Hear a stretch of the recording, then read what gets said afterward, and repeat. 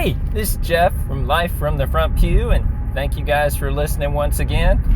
Today we're talking about the gospel, and it's kind of interesting because what we're really talking about is very similar to what I just experienced.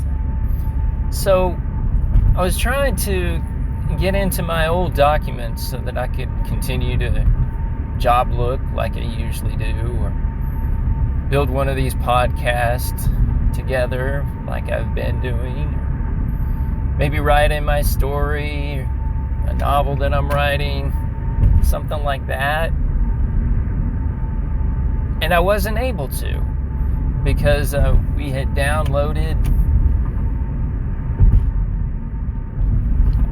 we had restored our computer, so we no longer had access to anything.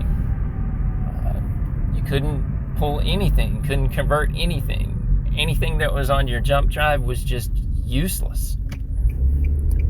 And so it was a very, very vulnerable situation. I felt like there was a missing purpose.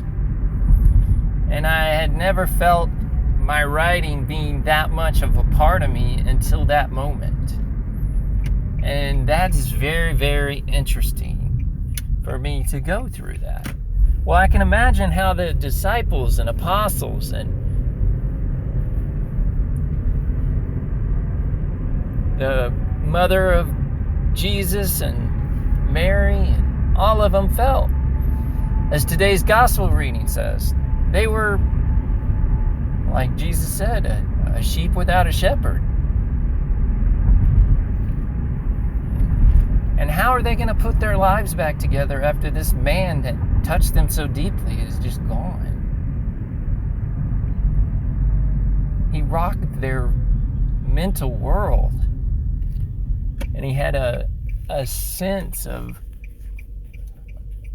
personal touch with them that no one else had ever experienced. And I think that's an interesting bit to chew on of a setting to put us into where we are today, what we're talking about today. As Jesus emerges from the tomb and Mary is there and she thinks he's a gardener, even though he's spoken to her, she still thinks he's a gardener. But yet, it is to a woman that Jesus comes first, and that he is confident will spread the message. And I think that's interesting. And then the second thing that I think is an interesting thing to chew on is that she was a person that had undergone a conversion, a serious conversion. What do they say, like 6 or 7 demons came out of her? We've got some other speculation, Mary of Magdala, that she was a woman of the evening, or that she was the one that bathed Jesus with her hair, or that she was bathed Jesus' feet with her hair, or that she was the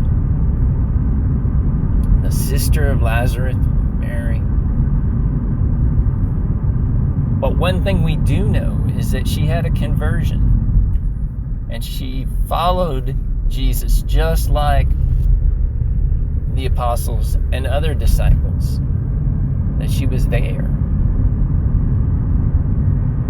walking among him, listening to him, breathing in the same air that he breathed. And I think that's a very, very interesting perspective, that he comes to the broken sinner that has converted.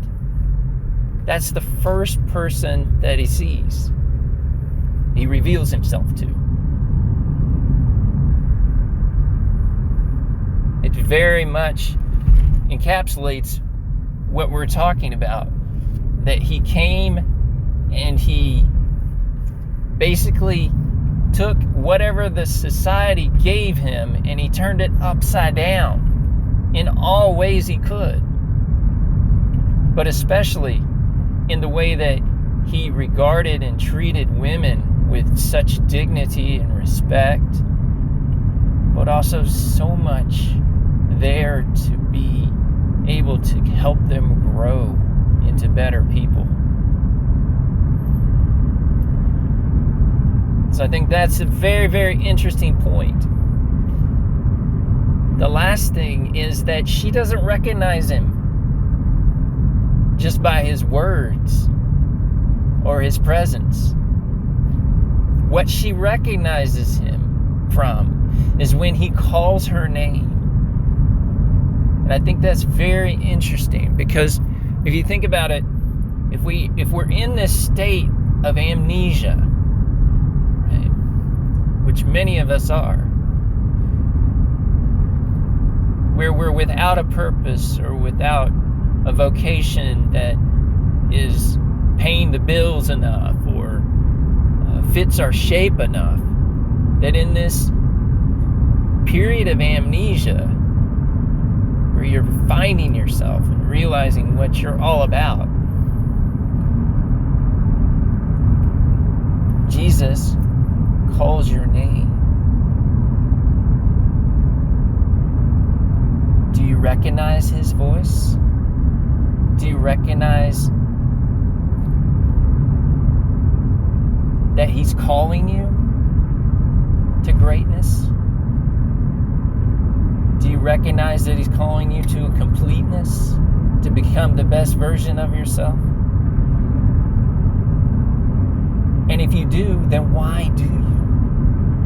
And if you don't recognize him, then what's got to be fixed?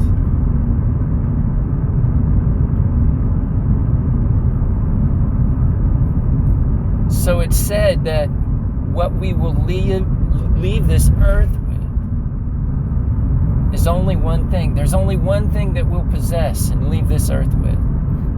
And that will be the experience of love that we have had. That's it.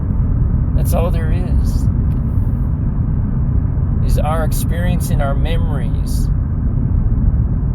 of what love was and how we participated in love. Everything else will be like amnesia. You won't remember it.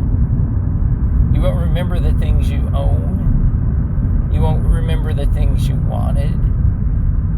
All you remember is love. And that love in the sense of unconditional love. Looking at people and giving them the benefit of the doubt. That's all that we'll leave with. So if you want to live life from the front pew, you got to realize that you own nothing except for the love that's in your heart that Jesus gives you, and the love that pours forth from other people around you that support you and love you and encourage you, and the love that you have for yourself in taking care of yourself, making sure that you have your needs met, and the love that you have for God and for others. That's it. That's all you own. Very sobering thought, but it really puts in perspective what life is all about, living on the front pew and from the front pew. So with that, if you got something out of this, please share. And God love you. We'll leave you here. Remember, if you want to turn your spiritual life up a notch, live life from the front pew.